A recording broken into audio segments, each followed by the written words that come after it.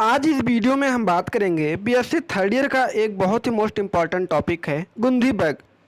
इसे हम लेप्टोकोरीसिया भी कहते हैं और इसका एक नाम और है जिसे हम राइस बग भी कहते हैं। जो ये गुंधी बग होता है ये हमारी धान की फसल को नष्ट करता है।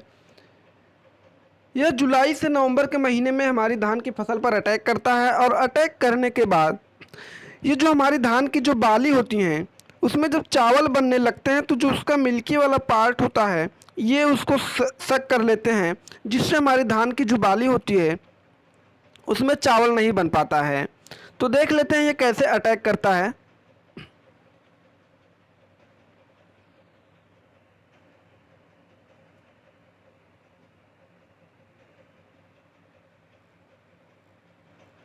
ये जो मेरा गुंधी बग होता है, ये देखिए जो मेरा गुंधी बग होता है यह ग्रीन और लाइट ब्राउन कलर का होता है। यह हल्का ग्रीन होता है या भूरे रंग का होता है।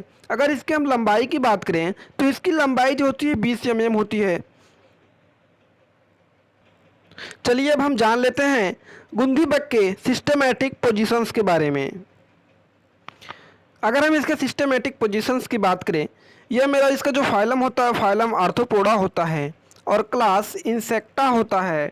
अगर हम इसके आर्डर की बात करें तो आर्डर हेमिप्टेरा होता है और जो जीनस होता है वो जीनस होता है लेप्टोकोरीसा और स्पीसीज की अगर हम बात करें तो वेरिकोर्निस होता है।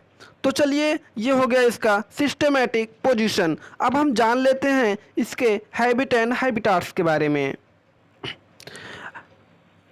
इसका जो हैबिट एंड हैबिटाट्स होता है तो चलिए देख लेते हैं। Leptocorisa is commonly called rice bug और गुंधी बग। इसको लेप्टोकोरीसा को हम जनरली राइस बग भी कहते हैं या गुंधी बग भी कहते हैं। राइस बग या गुंधी बग क्यों कहते हैं? क्योंकि ये धान की फसल को नष्ट करती है। It is the most serious paste of paddy crop. ये जो होता है हमारे धान की फसल का सबसे मोस्ट पेस्ट होता है जो कि धान की फसल को नष्ट करता है। Gundhi bug is widely distribute India and in UP. ये जो गुंधी बग होता है यह हमारे इंडिया में यूपी में बहुत ज़्यादा डिस्ट्रीब्यूट होता है, यानी कि फैला हुआ रहता है। It cause severe damage of paddy crop. यह हमारे धान की फसल को ही नष्ट करता है, यानी कि पैडी क्रॉप को ही नष्ट करता है। अगर हम इसके स्ट्रक्चर की बात करें तो ये क्या होता है? इट इज ग्रीन और light brown colour. It is green और light brown colour.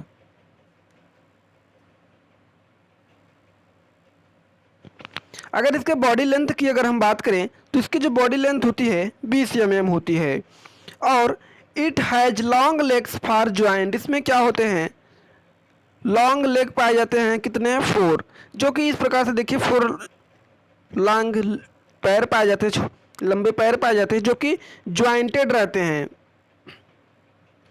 And antennae and 3 jointed tarsals. और 3 ज्वाइंटेड हम देखिए टेरियल्स होते हैं।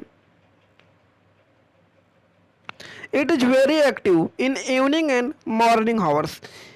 ये सुबह और शाम के टाइम में बहुत ज़्यादा एक्टिव होते हैं और बहुत ज़्यादा ये अटैक करते हैं पैडी क्रॉप यानी कि धान की फसल पर।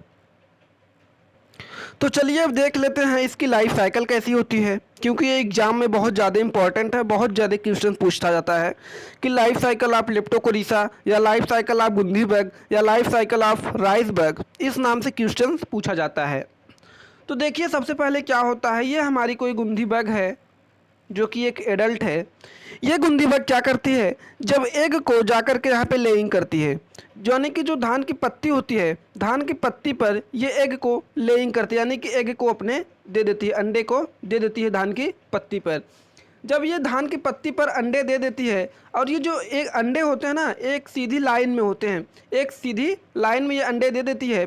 अब ये जो एग होते हैं अंडे होते हैं वह 6 से 7 दिन के बाद हैच कर जाते हैं, यानी कि फट जाते हैं, ब्लास्ट कर जाते हैं। और 6 से 7 दिन के बाद ये जैसे ही ब्लास्ट करेंगे, हैच करेंगे, तो ये इसमें से एक लार्वा निकलता है जिसको हम निम्फ कहते हैं।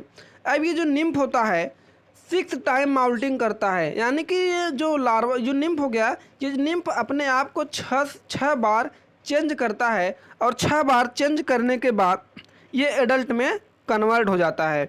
और देखिए यही निम्फ, ये जो निम्फ बना है, ये निम्फ धान की जो बाली होती है, वो जो मिल्क वाला पार्ट होता है उसी को सक करते हैं। और ये जो निम्फ होते हैं ना, ये निम्फ क्लस्टरिंग फॉर्म में होते हैं, यानी कि झुंड के रूप में पाए जाते हैं वहाँ पे धान की पत्ती पर। ये जो निम्फ होते हैं, ये जा कर के जो जब धान में चावल बनने लगता है तो जो मिल्क वाला भाग होता है उसको ये सक कर लेते हैं, जिससे उसमें चावल नहीं बन पाता है। और धान की ये देखिए जो इस तरह का स्ट्रक्चर दिख रहा है, ये धान इस तरह का धान हो जाता है जिसमें चावल नहीं रहता है। अब हम जानेंगे इसके प्रिवेंशन एंड कंट्रोल के बारे में। इसका जो प्रिवेंशन एंड कंट्रोल क्या होता है, तो रिमूव वीड्स एंड ग्रॉस, जो फसल्स होती है उसकी जो ग्रास होती है, जो घास होंगी उसको निकाल देना चाहिए। एंड दूसरी चीज़, पेस्ट में भी अट्रैक्टेड टू लाइट, ये जो पेस्ट होते हैं वो लाइट से अट्रैक्ट होते हैं, तो लाइट के पास अट्रैक्ट होते हैं तो लाइट लगा दीजिए, और लाइट के पास अट्रैक्ट होंगे और उसको डिस्ट्रॉय कर दीजिए।